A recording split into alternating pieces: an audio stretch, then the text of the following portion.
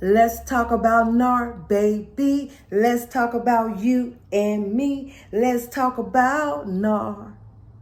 Okay, just had to have some fun with that. I know, we're all in the uproar about August 17th. And what does all of this mean with the NAR settlement? And oh my God, will I still have a real estate business? And I say, yes, you can. Yes, you can. Now, what does all that mean for you as a consumer? Well, as if you are a buyer in this real estate market, it means that we now have just a little bit more to talk about before we can go out and show properties. So now before, and this is across the board, agents now, brokers now, it is mandatory. It is a must. I don't know any broker or agent that is not following suit on this after the NAR settlement, after the National Association of Real Estate settlement. There is no brokers that I know of that is doing anything different. So now we must have a buyer's agreement in place before we can show a property. Absolutely. And so for buyers, you may be calling now and saying, hey, I want to go see 123 Main Street. And before, for many, many years, as agents, we will, do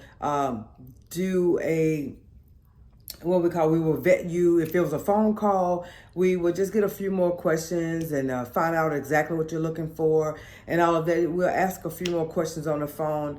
And sometimes you may come into the office and we will meet you from there, and then we will get some things lined up and go show you properties.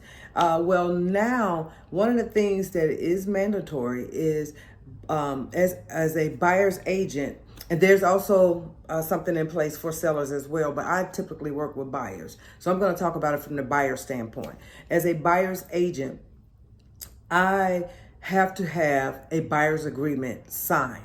And that's just not my brokerage, but it's across the board. The National Association of Realtors, this has been across the board that we have to have this done because of the settlements, because of the settlement that has happened. So again, we have to have that buyer's agreement in place before we can even show a property. And then, always reach out to me so that we could talk further what that means for you as a buyer. What does that agreement look like? What does that look like for you? There's also another document if you didn't want to sign an agreement, if you don't want to go into agreement. There's also another document that we have that allows us to show properties to you, but there is some signing that must take place. So there's some commitment there. There's some relationship there. So again, let's talk about NAR, baby. Let's talk about you and me, because it does become a relationship.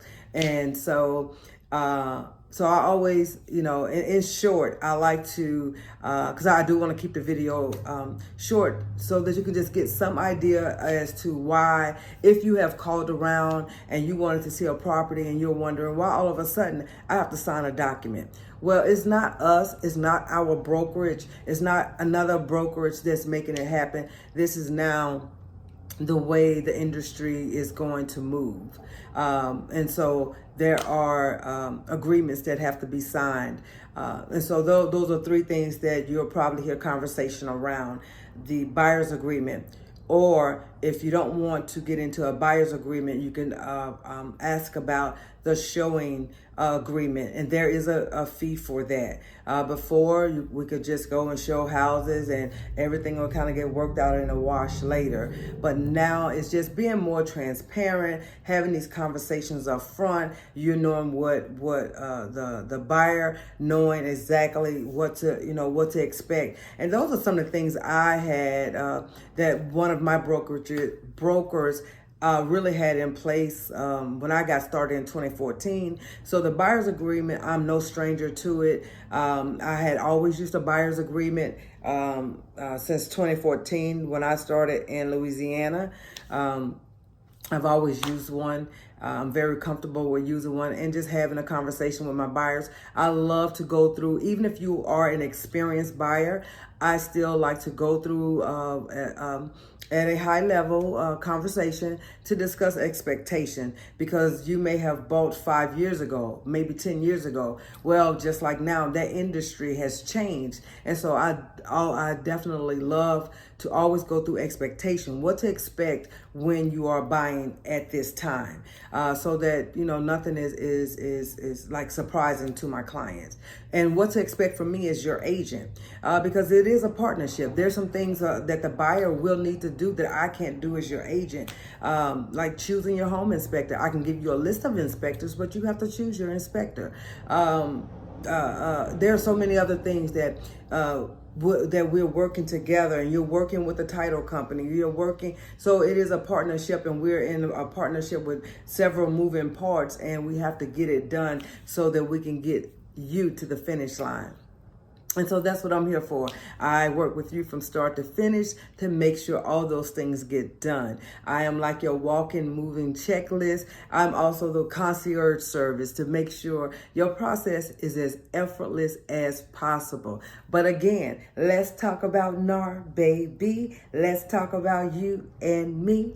Let's talk about working together to get your dream home. Because what has not changed is that I am here to help make your dreams come true. I'm still here to help you find your dream home. But now we just gotta move a little bit differently, but we can still move.